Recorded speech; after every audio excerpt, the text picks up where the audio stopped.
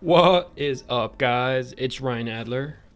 Today we're abusing the double Eerie Blight one last time before it gets nerfed. Seriously, this combination is so newbie, especially the extra 20% on every rush. And sure, only having 3 rushes is quite the... How was that a stun? I didn't think I was close enough to the pallet. 3 rushes is kind of a bummer, but they recharge super fast.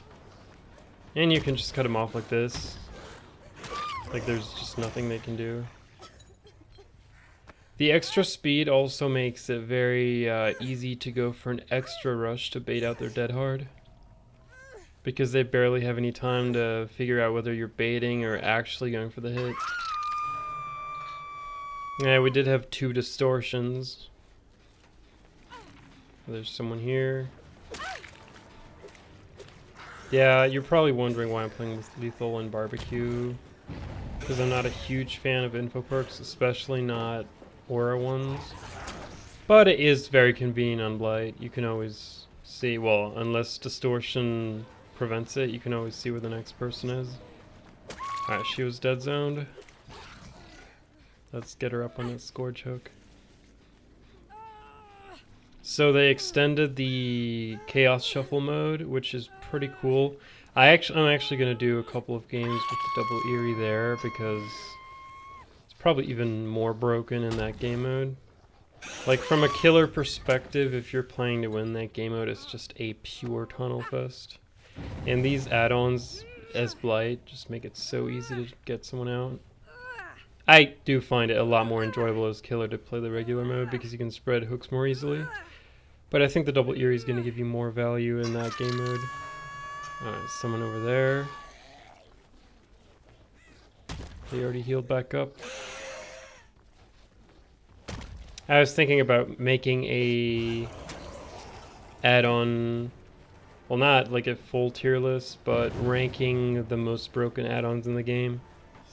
And I think right now these probably reign supreme. Well, actually they're probably in second place after the Plague add-on, the Iridescent Seal. That add-on is so insane. I think Plague in general is a very strong killer, but I think that add-on alone is what puts her so high on most people's tier list. I think with that add-on, she's easily A+ tier. Probably depending on the map. There are some, like, she's not that great on huge maps. But even then, you can just force them to play in your area. Let's see what she does. Shack, I mean, she pre-drop. Against Blight, it's not that safe, but with these add-ons, you know, Shack's just not a safe tile at all. She probably played that pretty well, all things considered. So yeah, without the pink add-on, Plague's probably like in the lower third of A tier. Like Pyramid Head or maybe even Huntress could probably mess with her. But then it always really just comes down to the map. I think it's insanely underrated how big a factor the map is in most games. Well, against most killers. There are some that are not map dependent very much. I think Spirit is probably the ultimate non-map dependent killer. Because even the killers that are overall better than her, like Nurse or Blight, or more map dependent, like Nurse on Larry's in the lab, she can struggle. Blight not so much, but there are some maps that are kind of annoying with him, like some of the bottom ones, the swamp, or like Larry's or RPD are not that great. Billy definitely has shitty maps, but with Spirit, it's like it does not matter at all. Like the only thing with her is it is better to have like maps that are on the smaller side, because you don't want to use your power all that much for mobility. But she can deal with maps like that. You just got to be smarter about it. You got to zone them better. You have to pay more attention to where you hook them. So yeah, I was thinking about making more fun like killer or add-on tier list, stuff like that. Sort them not just by overall strength, but like, you know, stuff like that, like map dependence or input device, things like that. Yeah, this is a pretty classic double Eerie game. They just give up so quickly because it's broken as hell. I think they're gonna patch it along with when Vecna comes out. Alright, well, I don't think they're as swift because that person crouching there that doesn't have distortion wasn't warned by someone who does. I mean, that's pretty much the most broken thing about distortion, the info part, and the fact that you can just tell all your friends.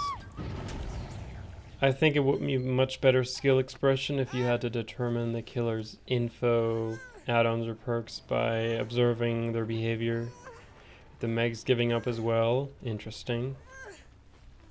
At least they're still unhooking each other. That's the worst part, when they just hide and do nothing. I hate that. Because you just get way less points that way. But yeah, I'm really looking forward to, what's it called, to the anniversary event. Let me know your plans on who you're going to level. I think I'm going to work on, like, my immediate plans are getting artists to P100. And eventually I want Alan Wake on P100 as well. And then I mean, it's probably going to be forever, but eventually I'd like the other killers I like Demogorgon or Plague or Blight, to get them as high as possible level as well.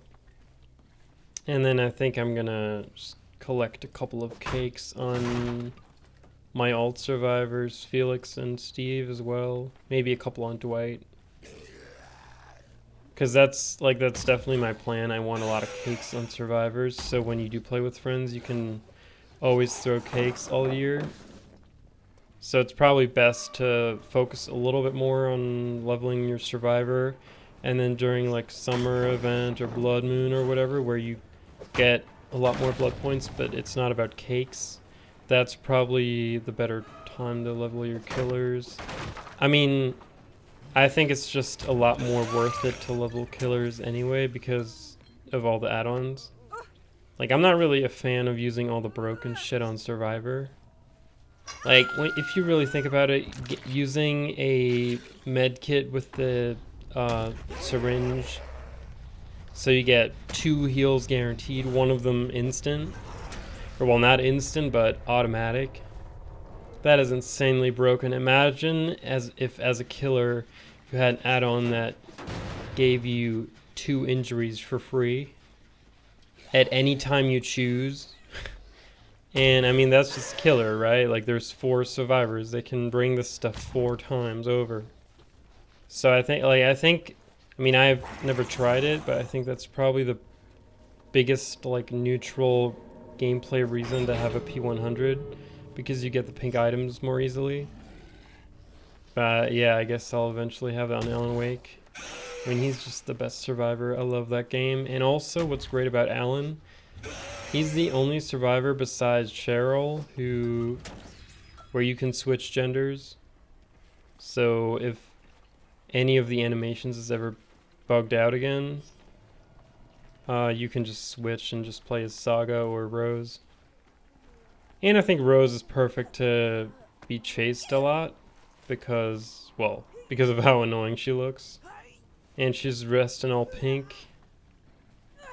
She's also pretty rare in my experience. Not a lot of people play her, which probably also contributes to being chased more. But what I really want is my Mummy Dwight back, because I only have him on Xbox. But I guess I have to wait until Halloween. So yeah, let me know your goals for anniversary.